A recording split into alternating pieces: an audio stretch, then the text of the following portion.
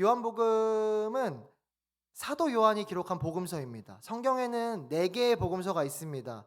무엇입니까? 마태, 마가, 누가, 요한복음 이렇게 4개의 복음서가 있습니다.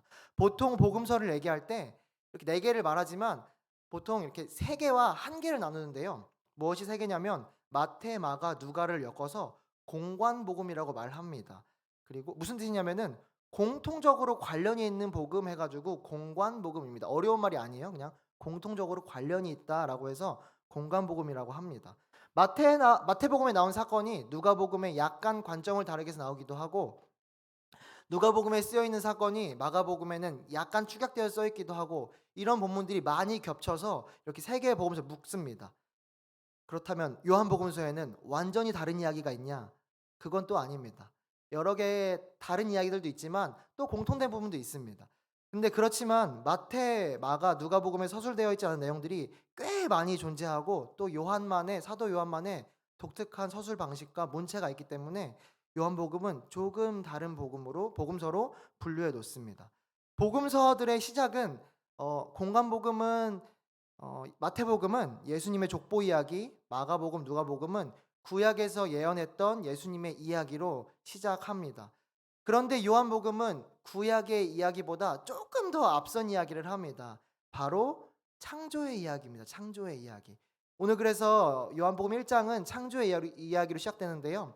우리 함께 읽겠습니다. 요한복음 1장 1절에서 3절을 먼저 읽겠습니다. 합독하겠습니다. 태초에 말씀이 계시니라. 이 말씀이 하나님과 함께 계셨으니 이 말씀은 곧 하나님이시라. 그가 태초에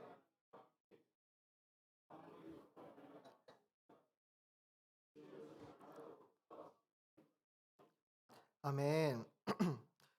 여러분, 우리 한번 1절 한번 띄워 주시겠습니까? 여러분, 여기서 1절에서 말씀이 누구입니까? 말씀. 예수님이라고 우리 다들 알고 있죠. 너무 당연한 사실로 우리는 이야기합니다. 그러나 이 성경을 읽는 첫 번째 독자였던 그 당시의 사람들은 이 말씀이 예수라는 것이 당연한 사실이 아니었습니다. 요한은 예수님을 소개하고 싶었습니다. 요한복음을 쓰면서 예수님을 알리고 싶었습니다. 그런데 왜 1장 1절에 처음부터 그냥 하나님의 독생자가 태초부터 계셨다. 예수님이 너네가 아는 그 예수님이 태초부터 계셨다라고 하면 될 것을 왜 굳이 말씀이 하나님과 함께 계셨으니라고 이렇게 멋진 비유적 또 은유적 상징적 표현으로 썼을까요? 우리는 너무너무 잘 배워서 익숙한 이 표현이 실은 왜라고 생각해 봤을 때 왜 과연 요한은 이렇게 썼을까라고 했을 때 쉽게 답을 말할 수 없는 부분이기도 합니다. 요한복음 기록 당시에 사람들의 가장 기본적인 어떤 문화라고 해야 될까요? 문화는 헬라 문화였습니다. 헬라 사상, 헬라 문화였습니다.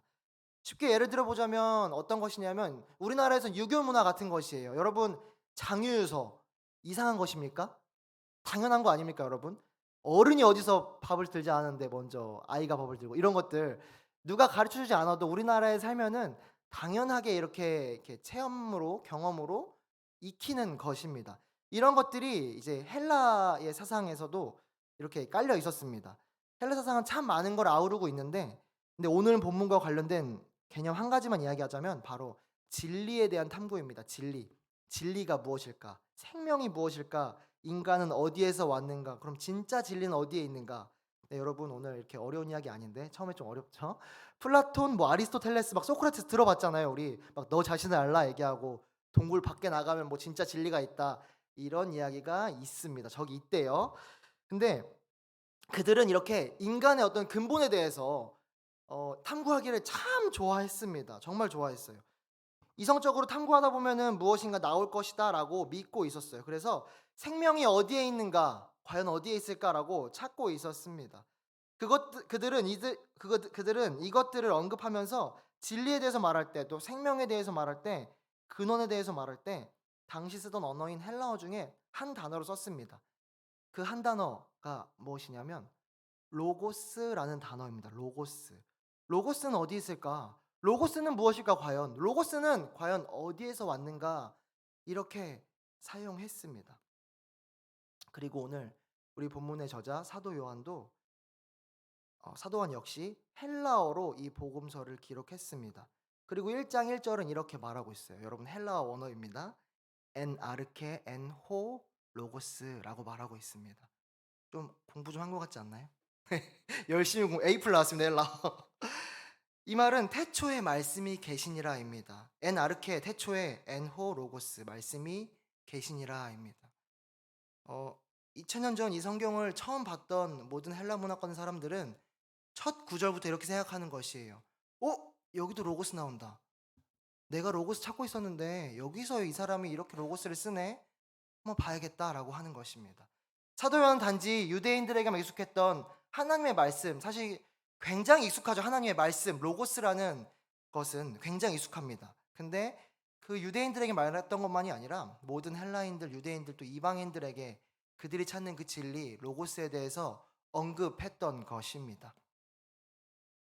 그 로고스에 대해 언급하면서 너네의 그 진리가 하나님과 함께 있었고 그 하나님이 곧 그 진리이다 라는 말을 이제 1장 1절부터 말하고 있었습니다. 우리 함께 그래서 넘어가면은 4절로 함께 넘어가서 보실까요? 4절 함께 읽겠습니다. 그 안에 생명이 있었으니 이 생명은 사람들의 빛이라. 아멘. 여러분 지금 제가 살아 있습니까? 살아 있죠. 여러분 그러면 제게 생명이 있습니까?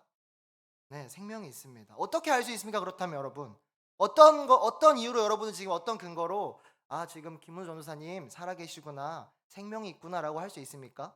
신학적인 얘기 말고요. 막 예수님이 안에 계시니까 이런 거 말고요. 어떻게 알 수 있을까요? 네, 말을 하니까 그렇다면은 말을 하지 못하는 실어증 환자는 죽었나요? 그렇다면 또 움직이니까 제가 움직이고 있죠. 그렇다면 저희 딸이 갖고 노는 로봇들 생명이 있을까요? 뭐라고 딱 한마디로는 표현할 수 없습니다. 죄송합니다. 그렇지만 제가 살아있는 것은 아시겠죠? 생명이 있는 것은 아시겠죠? 심장이 뛰고 장기가 움직이고 있고 혈액이 온몸에 돌고 있고 신경계가 작동하고 이 중에 하나라도 되지 않는다면 저는 죽습니다. 네, 저는 살아있습니다. 감사히 다행히게도 저는 생명이 있는 사람입니다.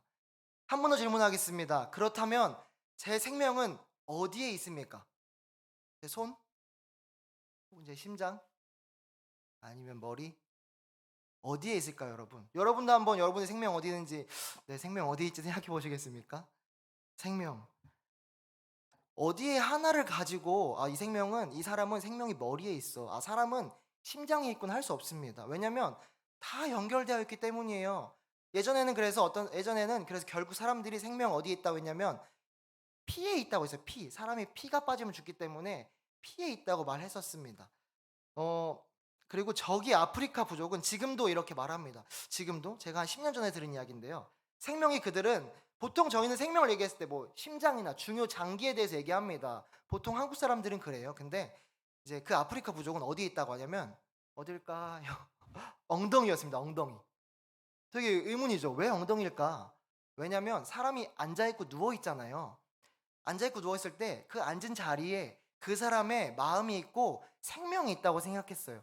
그래서 그 사람이 떠나면은 이 사람이 지금 여기에 생명이 없고 절로 떠났다. 마음이 저길로 가 있다. 그래서 엉덩이를 생명이 있는 곳, 또 마음이 있는 곳, 신체에서 가장 중요한 부위라고 생각했었습니다. 그렇게 이 생명에 대한 것은 어디에 있을까에 대한 고민이 지금도 있지만 예전 헬라 시대 때는 더 했습니다. 그들이 이제 풍족하고 먹고 살기 좋으니까는 이제 그런 것들 생각하고 살았던 것이죠. 쓰잘데기 없이 생명이 어디 있을까 이런 것도 생각했습니다. 음, 근데 오늘 성경에서는 그 생명이 어디 있다고 말합니까? 로고스 그 안에 생명이 있었으니라고 그는 로고스를 지칭하는 것입니다. 생명이 있었다고 합니다. 이 글을 읽으면서 이러는 거예요. 그래 아까 로고스를 말하더니 이번에는 그 로고스 안에 생명이 있다고 말하는구나. 내가 찾던 그 생명이 그 로고스 안에 있다고 말하네 라고 합니다. 근데 우린 알고 있죠. 이 로고스는 결국 어디로 이어집니까? 이 말씀은 결국 누구를 지칭하고 있습니까? 바로 예수 그리스도, 예수님을 말하고 있습니다. 많은 설교자들이 자주 쓰는 흔한 비유인데 직접 보시면 4절이 어떤 의미인지 조금 더 쉽게 이해할 것 같아서 제가 오늘 비유로 하나 준비했습니다. 제가 오늘 여기 컵과 풀을 가져왔습니다. 컵과 풀을. 근데 제가 이 풀을 생명이라 하겠습니다, 여러분. 이 생명이라 하겠습니다. 그리고 이 펜을 이 풀을 이 컵에 넣을 거예요. 이제 이 풀을 생명인데 이것을 제가 손을 대지 않고 가지는 방법 무엇이 있을까요? 발로? 입으로? 되게 쉽습니다, 여러분. 쉬운 거예요. 이 컵을 가지면 돼요. 컵을 가지면 이 풀도 자연스럽게 갖게 됩니다. 이 풀도 자연스럽게 우리에게 오게 되는데요. 이런 것이 여러분, 이 풀이 생명이라면, 그렇다면 오늘 말씀에서 말하는 이 컵은 무엇입니까? 이 안에 생명이 있었으니 로고스이자 예수 그리스도입니다. 이 컵이 예수 그리스도인 것입니다. 여러분, 예수 안에 생명이 있습니다. 믿으십니까? 여러분, 예수 안에만 생명이 있습니다. 여러분, 그렇다면 우리가 이 예수님을 가지면 되는 겁니다. 우리가 생명을 얻기 위해서 우리가 죽을 것 힘들 때에, 우리가 어려울 때에, 우리가 아무것도 되지 않을 것 같을 때, 내가 생명이 다 빠져나갈 것만 같아, 누워있구만 싶다, 이럴 때에 우리가 예수를 가진다면은 자연스럽게 우리 안에 생명이 따라오는 것입니다. 세상 사람들은 말합니다. 야, 너 죽을 것 같아? 힘들어? 너 죽을 것 같아? 야, 너 자살하고 싶어? 너 죽지 마! 라고 말하면서, 야, 그렇다면은 좋은 책을 읽어봐. 아니면은 상담을 받아봐. 아니면은 좋은 강의 있어. 이렇게 유튜브에 많아. 혹은 저 멀리 여행 좀 한번 갔다 와봐. 그렇다면은 좀 나아질 거야 라고 말합니다. 네, 좋습니다. 이런 방법들은 확실히 우리 삶에 유익이 있습니다. 저도 하고 있는 것들입니다. 그러나 거기에는 생명은 없습니다. 생명이 있는 것처럼 보이는 것입니다. 생명이 있는 것처럼 보여요. 하면은 조금 나아지는 내 자신의 모습을 발견합니다. 그러나 진짜 생명이 없기 때문에 일시적인 해결에 그칩니다. 진짜 생명은 어디 있습니까? 진짜 생명은 예수 안에 있는 것입니다. 아주 재미있는 건데요. 제가 아주 좋아하는 것이고, 제가 한번 해봤을 때 처음에는 저게 뭐야 라고 했지만 한번 해보고 나서 와, 정말 좋구나 라고 느꼈던 것이 있습니다. 여러분도 많이 아시는 분이 계실 거예요. 백문일답 아십니까? 백문일답? 백문일답. 저희 CC에서 저기 뒤에 정재천 전사님 고개를 끄덕끄덕 하고 계신데 CC 출신이십니다. 김중건 목사님 이렇게 말씀하셨던 것이었는데 이게 생명, 이게 예수 그리스도 무슨 죄송해요. 백문에 100가지 질문하면은 답은 하나, 예수 그리스도로 답하는 것입니다. 이렇게 하시더라고요. 이렇게 질문하세요. 내가 가장 알기 원하는 분 누구입니까? 하면은 학생들이 이제 예수 그리스도 하고, 나를 가장 잘 알고 계신 분 누구십니까? 예수 그리스도. 그리고 뭐 내가 찬양하는 이유가 되시는 분 누구십니까? 예수 그리스도. 이거를 100번을 하는, 100가지 질문 준비해서 하는 겁니다. 뭐 여기 이런 것도 있어요. 뭐 우리의 배우자를 준비해 준 분 누구십니까? 예수 그리스도. 나에게 깡다구는 어디서 나옵니까? 예수 그리스도. 뭐 이런 게 있습니다. 이런 진짜 죄송합니다. 별 시덥지 않은 질문들까지 100가지 질문이 있습니다. 그때마다 예수 그리스도를 대답하는 것입니다. 제가 이거 전 CCC가 아닌데요. 제가 저희 교회에서 예전 모교회에서 한번 해봤습니다. 와, 한 50가지, 한 10번까지 할 때는 이게 뭐야 하고 피식피식 웃었습니다. 근데 100번째 가니까 저도 모르게 눈물이 나고 있더라고요. 저도 모르게 눈물이. 여러분, 예수의 이름에는 힘이 있습니다. 말씀에 힘이 있는 것처럼 예수 그리스도, 그 이름 아무것도 아니지만 정말 예수 그리스도 6글자입니다. 근데 그 예수의 이름에는 힘이 있습니다. 오늘 그 예수 앞에 나아가는 우리들 되기 원합니다. 죽음 가운데 있던 우리를, 그 예수 그리스도란 이름을 100번을 외치는 것만으로 우리의 마음을 다해서 예수 그리스도, 예수 그리스도, 예수 그리스도 외치는 것만으로 우리의 마음이 뛰고, 우리가 죽음 가운데 있던 우리가 생명 가운데 나올 수 있는 그 이름이, 그 힘이 예수 이름 안에 있는 것입니다. 우리 한번 5절 보겠습니다. 5절. 제가 읽겠습니다. 빛이 어둠에 비치되 어둠이 깨닫지 못하더라. 이번에는 사도 요한이 생명에 대해서 얘기하다가 빛이라고 말하고 있습니다. 우리 9절부터 12절 저와 같이 교독하실 건데요. 함께 제가 먼저 읽겠습니다. 참빛 곧 세상에 와서 각 사람에게 비추는 빛이 있었나니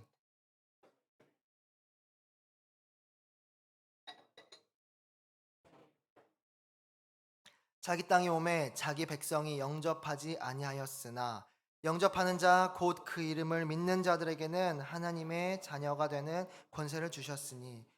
아멘. 이번에는 빛과 어둠을 이렇게 대조하면서 요한은 예수 그리스도에 대해 설명하고 있습니다. 빛 가운데 속한 사람과 어둠에 속한 사람, 빛이 비추었지만 영접하지 아니하는 자, 빛을 비추었을 때 곧 그 이름을 믿는 자, 이런 대조들로 오늘 성경을 또 쓰고 있습니다. 여러분, 그렇다면 우리는 이번에는 다시 한번 질문하겠습니다.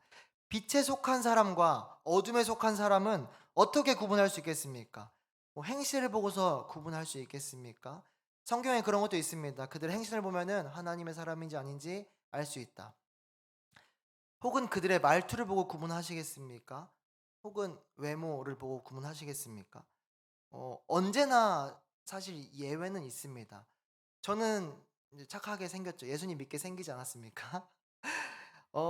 근데 전 이렇게 예수 믿게 생겼는데, 이제 어떤 분은 이제 굉장히 험악하게 생겼음에도 불구하고 하지만 예수님을 너무 잘 믿는 분도 계시고요. 제가 아는 어떤 목사님은 덩치도 이렇게 크시고 목소리도 낮고 굵고, 사실 이게 길거리에서 보면은 좀 이렇게 깡패 같다라는 생각이 드는데 목사님이십니다. 그런 분도 계십니다. 외모나 옷차림으로는 구분하기 어렵죠. 사실 그리고 행실로도 구분하기 어려울 때가 많습니다. 그렇다면 우리가 아까 이야기한 생명으로 좀 다시 이 비유를 들어볼까요? 생명은 어떤가요? 우리 안에 생명이 있는지, 혹은 예수가 우리에게 있는지, 혹은 없는지, 다른 무엇이 있는지 어떻게 알 수 있을까요? 우리가 빛 가운데 속했냐 어둠 가운데 속했냐는 너무 추상적이니까 이 생명에 대한 이야기로 이 컵을 가지고 다시 한번 이야기하겠습니다. 어떻게 알 수 있을까? 우리 안에 이 생명이 있는지는, 이 예수가 우리 안에 있는지는 어떻게 알 수 있을까요? 쉽습니다. 쉽습니다. 네. 굉장히 쉬운데요. 내 안에 생명이 있는지 없는지를 알려면 쏟아지는 것입니다. 쏟아지는 것입니다. 쏟아졌을 때 이 안에서 무엇이 나오냐가 우리를 생명 있는 자와 생명이 없는 자로 나누게 됩니다. 가만히 있을 때는 뭐가 있는지 알 수가 없어요. 이 안에 지금 뭐가 들어있죠, 여러분? 우리는 풀이라고 알고 있지만 실은 막혀 있고, 이걸 처음 보는 사람이 본다면은 저 안에 뭐가 있지라고 생각하게 됩니다. 알 수 없습니다. 그렇지만 내 삶이 흔들렸을 때, 흔들리고 쏟아졌을 때, 그때서야 내 안에 정말 무엇이 있는지, 내 안에 있는 것이 정말 무엇인지 알 수 있는 것이에요. 내가 예수를 믿지만 내가 정말 예수를 믿는 사람인지, 아니 사실 겉으로는 잘 보이지 않습니다. 저도 여러분, 제가 봤을 때 운수 전사님 오늘 믿음 좀 안 좋으신데 알 수 있습니까? 그렇다면 저 교회 못 나올 것 같습니다. 모릅니다. 겉으로 보기엔 모릅니다. 아무 문제 없는 삶에서는 모두가 참 신앙이 좋은 사람으로 보입니다. 학생들의 믿음은 언제 알 수 있냐면 시험 기간에 알 수 있습니다. 우리 중고등부 담당하고 있는 청구 전도사님, 시험경이 되면은 참 어렵다고 하십니다. 청년들은 언제일까요? 청년들, 대학생들은 똑같이 시험 기간, 그리고 청년들은 취업과 결혼, 이런 문제들이 자기 삶에 확 부딪혔을 때 그렇습니다. 그렇다면 부모의 믿음은 언제가 있을까요? 바로 한국에서는 자녀가 고3이 되었을 때입니다. 고3이 되었을 때 많은 부모님들이 야, 고3 1년은 교회를 쉬어라, 이런 말들을 지금도 하고 있고 예전에도 하고 있고, 그것들은 사실 계속 할 것입니다. 네, 이렇게 우리가 어떤 문제 상황에 부딪혔을 때, 흔들리고 쏟아졌을 때, 그때 우리의 모습을 보면은 우리 안에 무엇이 있는지를 우리가 볼 수 있습니다. 저는 이번 청년 수련회를 준비하면서 참 열심히 준비했었습니다. 참 열심히 준비했습니다. 근데 제가 청년 수련회 준비하면서 가장 많이 경험했던 것은 하나님이 나를 정말로 인도하고 계시구나. 청년부를 정말 인도하고 계시는구나 라고 깊이 경험했습니다. 그리고 그 경험한 만큼 저는 철저하게 흔들리고 철저하게 쏟아지는 시간을 보냈습니다. 완전히요. 실은 제가 쏟아져서 실패한 이야기를 이 청년부 수련회 이야기 말고 더 아주 악한 것이 있는지, 제 안에 얼마나 악한 것이 있는지 얘기를 하면은 아주 오늘 밤새도록 얘기할 수 있을 것이지만, 아주 술술 얘기할 수 있겠지만, 그러나 가장 따끈따끈한 우리 청년부 수련회 때 제가 경험했던 그 하나님 이야기를 조금 이야기하려고 합니다. 음, 저는 제 생각대로 제가 계획을 세우고 어떤 것을 계획을 했으면 그대로 되어야만 하는 사람입니다. 특별히 이런 수련회 같은 행사에서는 그대로 되지 않았을 때 너무 불안해요. 너무 불안하고 그렇게 하려고 어떻게든 방향을 틀어갑니다. 제가 예상하는 방향 안에 그것이 있어야지만 제가 반응할 수 있는 최고의 해결책 혹은 임기응변할 수 있는 것을 미리 머릿속에 몇 가지 생각해 놓기 때문이죠. 어 수련회 둘째 날이었어요. 여러분, 수련회 같은 행사에서 수련회 어떤 프로그램과 시작의 끝을 보통 무엇으로 하는지 아십니까? 수련회 시작할 때, 수련회 어떤 프로그램이 시작할 때, 프로그램이 끝날 때 보통 기도로 합니다. 기도로. 누군가 대표로 기도하거나 누군가 마무리 하나님 감사합니다라고 마무리하는 기도합니다. 저도 그렇게 하려고 계획해 놨습니다. 그런데 그 둘째 날은 유독 그 기도의 분위기가 안 되는 거예요. 지금 와서 내가 기도하자니 뭔가 그 잘 가던 흐름을, 즐겁던 그 흐름을 확 끊어버리는 것 같고, 뭔가 강의로 끝나서 이렇습니다, 여러분. 네, 끝입니다라고 하는데 갑자기 제가 나가서 하나님 감사합니다. 우리 같이 기도합시다. 이런 분위기가 되지가 않는 거예요. 근데 그럼에도 제가 여러분 기도하려면 할 수 있었습니다. 저 그런 거 잘합니다. 분위기 만들어서 말로 잘하고 기도하는 것들 잘합니다. 할 수 있었습니다. 제가 뒤에서 점점 시간이 끝나가는데 내가 기도를 해야 될까? 기도를 하지 말아야 될까라고 계속 고민하기 시작했습니다. 제 마음 안에 이런 마음들이 드는 거예요. 왜 굳이 내가 이런 흐름을 끌어가면서까지 꼭 기도를 해야 될까? 평소에 보통 하지 않거든요. 그러면서 제 마음에 이런 하나님의 메시지가 들리는 것 같았습니다. 문수야, 괜찮다.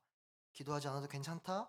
내가 이 수련을 인도하겠다. 너는 잠깐 물러나 있어라. 내가 잡고 있는 이 배에서 잠깐 키에서 손을 떼라라고 하는 것 같으신 거예요. 제가 그때 어떻게 했을까요? 주님, 무슨 소리 하세요? 잠깐 물러나 있으세요. 제 기도 들으세요. 아니, 내 기도 받으세요. 라고 했을까요? 그렇게 했다면 제가 오늘 나누지 않겠죠. 그러지 않았고요. 제가 잠깐 청년부라는 배의 키에서 제가 한 달 이상 동안 준비하고 기도했던 그 둘째 날의 시간에서 손을 떼기 시작했습니다. 그때부터 하나님의 그 인도하심과 운행하심 느껴지는데, 제가 준비했던 것보다 훨씬 더 뛰어난 하나님의 그 인도하심 볼 수 있었습니다. 여기 계신 여기는 장희록 집사님 계시죠? 집사님들께서 오셔서 이야기 3도 나눠주시고 하셨는데, 제가 몇 번 나누었어요. 오늘 제가 중간중간 끊지 않겠다고, 그냥 오늘 하루를 하나님의 인도하심 가운데 우리가 어떤 하나의 실을 꿰는 것처럼, 구슬을 꿰는 것처럼 이렇게 보냈으면 좋겠다고 이야기했습니다. 음, 그렇게 하고 나서 제가 했던 것은 무엇이냐면 단 한 가지였어요. 하나님께 집중하는 것이었어요. 하나님, 제가 지금 어떻게 해야 될까요? 하나님, 제가 지금은 어떻게 해야 될까요? 이렇게 상황이 되는데 하나님, 제가 어떻게 해야 될까요? 왔습니다.